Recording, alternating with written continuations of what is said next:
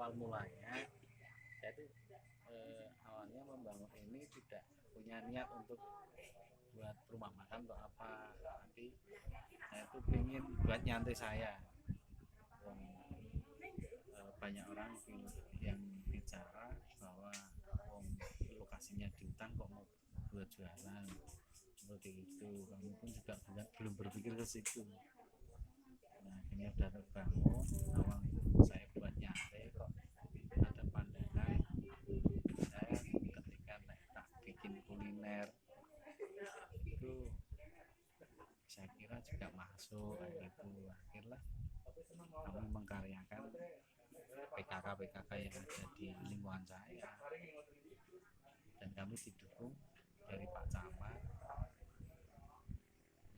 Pak Camat waktu itu pas ada program bencana tanah longsor waktu itu, dia memprogramkan gerobak produktif kalau nggak salah. Makanya saya dibantu, itu ada tempat lemari itu dari Nawawangsa. Nawawangsa itu alumni mahasiswa, tapi tahun berapa saya lupa gitu. Dia dibantu itu dan mendorong saya untuk segera membuka kuliner Pauliso ini. Dan Dewan Budaya itu sangat luar biasa memberikan pelajaran bagi saya sampai sekarang pun sangat luar biasa pedesnya kritikan saya, tapi demi majunya. Dia pernah bilang, Mas,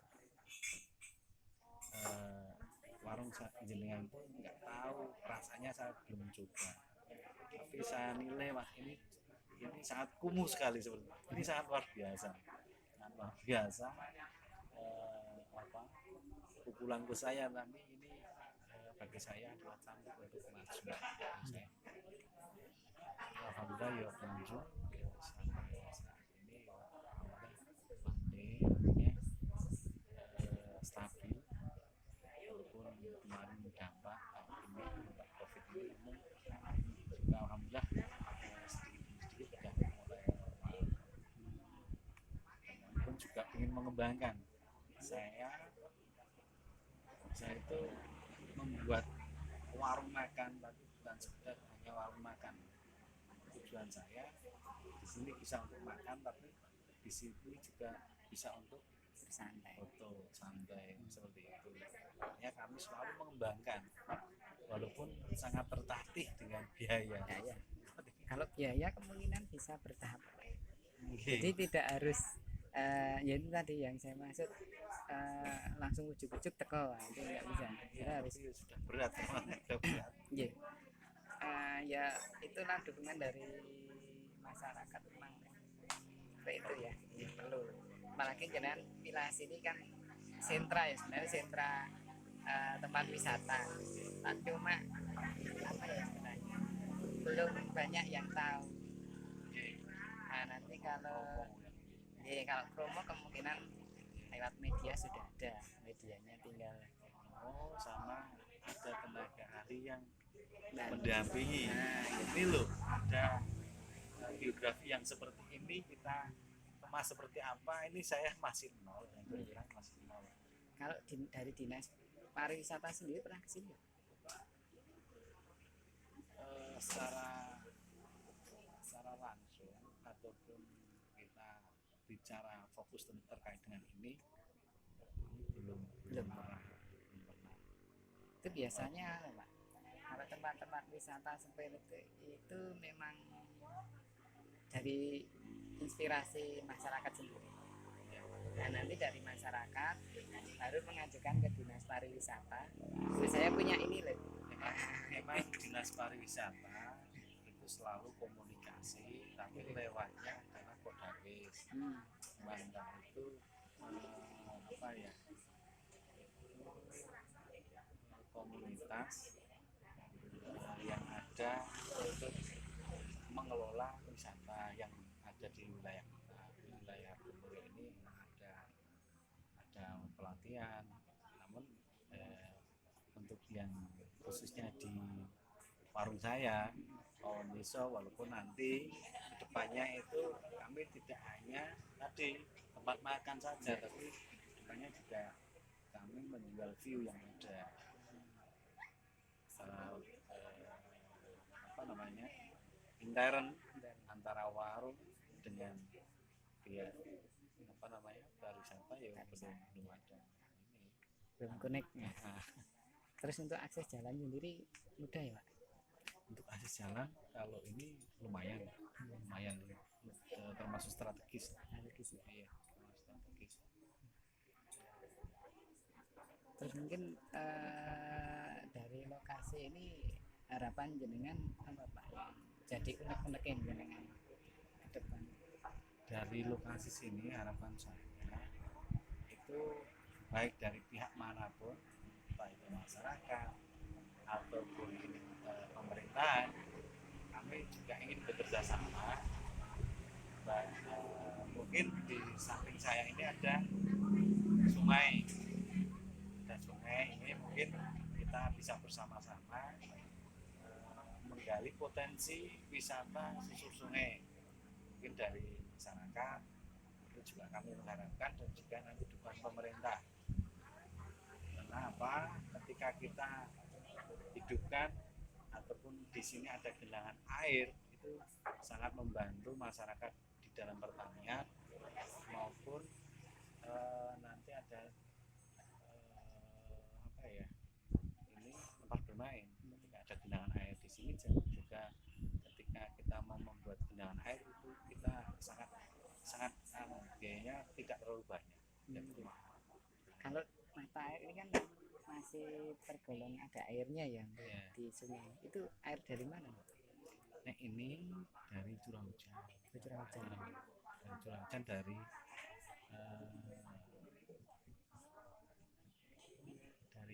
sawah-sawah itu loh. Oh, iya. Rembesan, apa jenis rembesan ya Pak? Oh, sumber ya.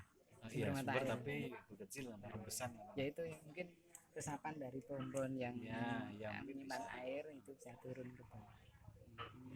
Tapi enggak terlalu lama, nanti kalau musim kemarau panjang ya hilang.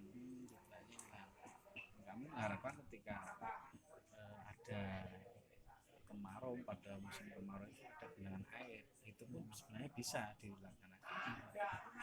Asal ada biaya kerjasama dengan masyarakat, saya sendiri, dan pemerintah. Nah, intinya kan kembali ke kekompakan ya Pak. Ya. Kekompakan dari masyarakat untuk mengelola sebuah objek. Berarti ini kan tadi saya dapat informasi ada kayak gubuk-gubuk itu katanya itu sumber air Pak, apa benar ya? Ya, emang benar. Ini namanya sumber mata air yang terletak di dusunnya Madirjo.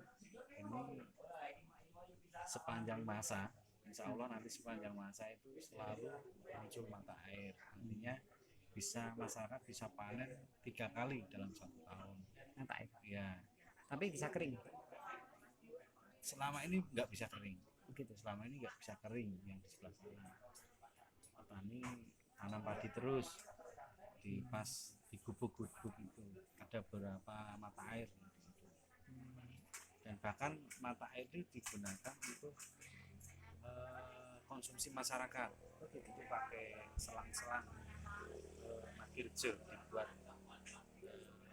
Itu selangnya memakai mesin atau cuma dialirkan? Cuma dialirkan. Jadi nggak pakai pompa. Cuma apa namanya? Ini malah praktis ya Pak. Nah itu yang dicari seperti itu ya. Efisien. Iya, nggak makan listrik. Itu ditampung di sana ada penampungan. Terus itu ngalir terus, dan di situ nggak bisa ditutup juga, ngalir terus, penuh terus. Alhamdulillah itu sudah berkahnya di situ. Bisa dimanfaatkan warga Madirjo, mata air. Terus kalau posisi rumah penduduk yang di atas bukit atau katakan yang agak tinggi dari mata air itu gimana Pak? Apakah juga sama disuplai dari sini pakai mesin atau gimana? kebetulan juga dan alhamdulillah walaupun mereka hidup di gunung, di sana pun juga ada mata air. Ada mata air walaupun seperti tadi ketika kemaraunya panjang juga nggak mencukupi.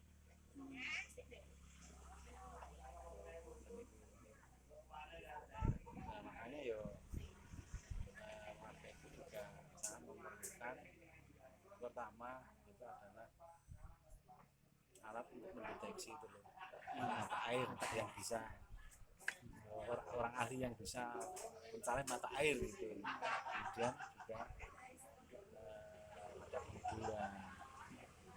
Makanya mata air yang di pegunungan ketika panjang itu rata-rata kan sumur manual, sumur gali itu, Tapi dalam ya sumber gali. sumur gali 15-16 meter yang di gunung.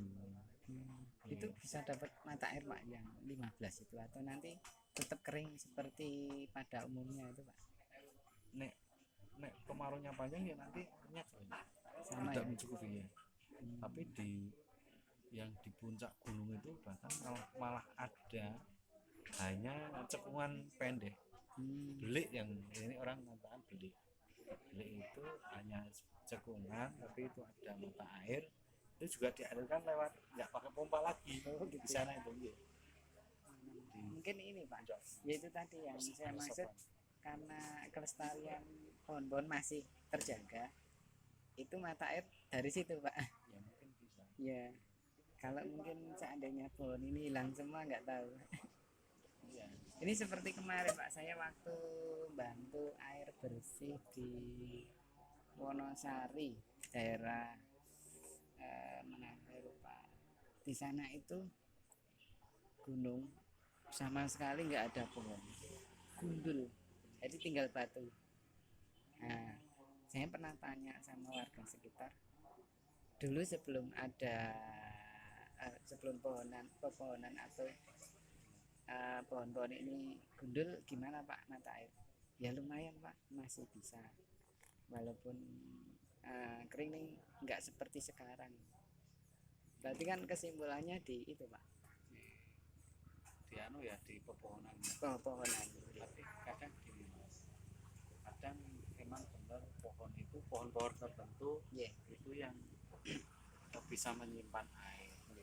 Tapi nek di wilayah sini kan hanya asal pohon, rata-rata pohon keras, pohon keras seperti jati, mahoni dan sebagainya. Itu nek dilihat dari segi kandungan airnya juga berkurang.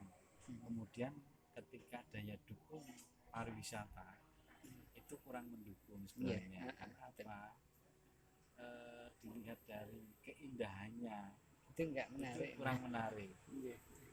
Coba seumpama masyarakat itu pola pikirnya maju ataupun satu pemahaman kita, mari kita angkat, mari kita dukung potensi wisata. Mungkin kita bisa tanam pohon buah yang pendek itu sehingga postur lekuk gunung itu akan muncul. Nah itu akan muncul. Jadi saya kira ini akan membuat daya tarik tersendiri. kreativitas. Karena Iya betul. iya, jadi kita juga ketika kita mau bergerak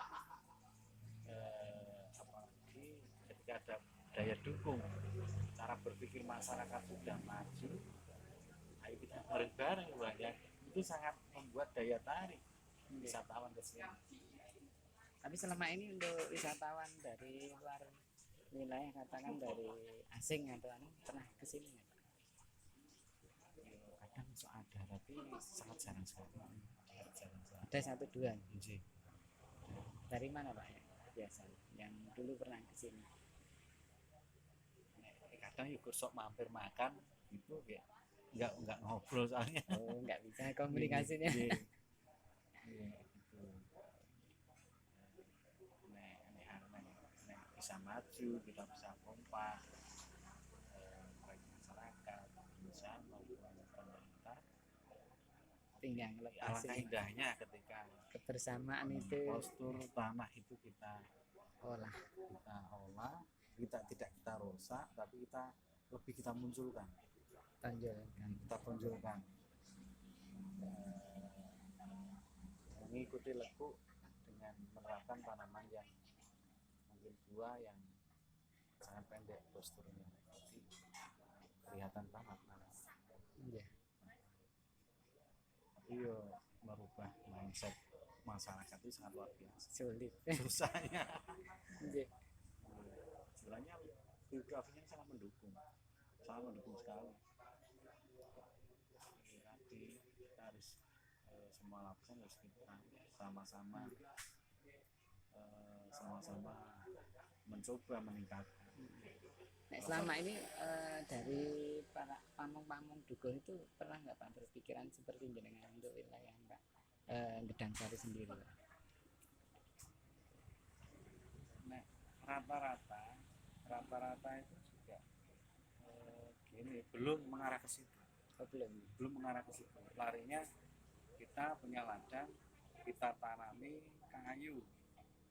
hasilnya kayu. Ini buat nanti buat rumah, anak cucu seperti itu. Tapi ketika kita coba, yang mungkin ini adalah perdana ketika kita mencoba yang baru, tanam kates, tanam apokat, tanam buah apa, itu memang sangat apa ya, dipandang masyarakat ini sangat wah, kok tandur kayak ngono. mungkin Pak masyarakat butuh contoh dulu. Iya. Nanti kalau sudah berkembang tahu hasilnya tak melu-melu. Nah, itu. Iya. Itu harus berani mencoba. Harus berani memunculkan dulu.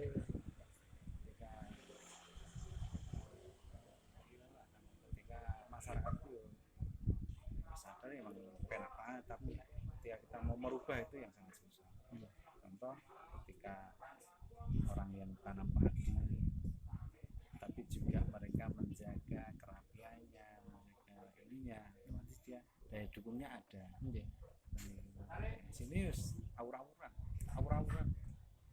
dari perangkat sini belum menata, belum sempat kepikiran ke sana ya.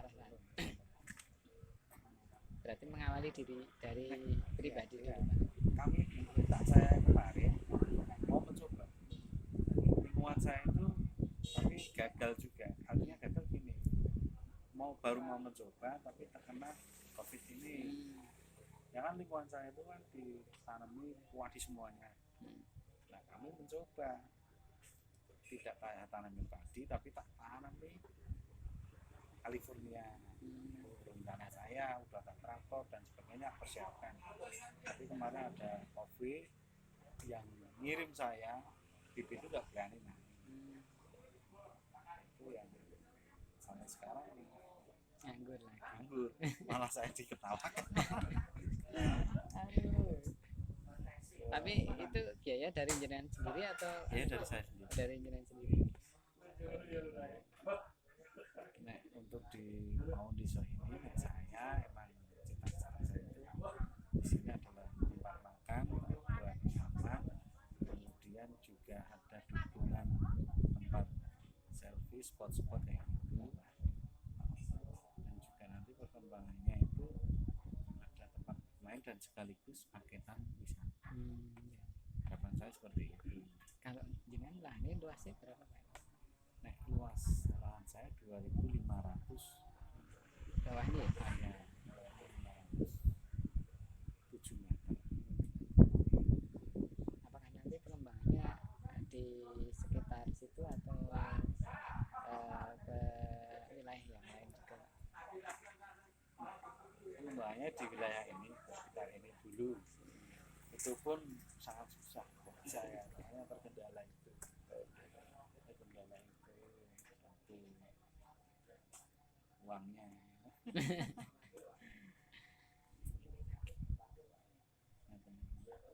Mungkin gitu Pak.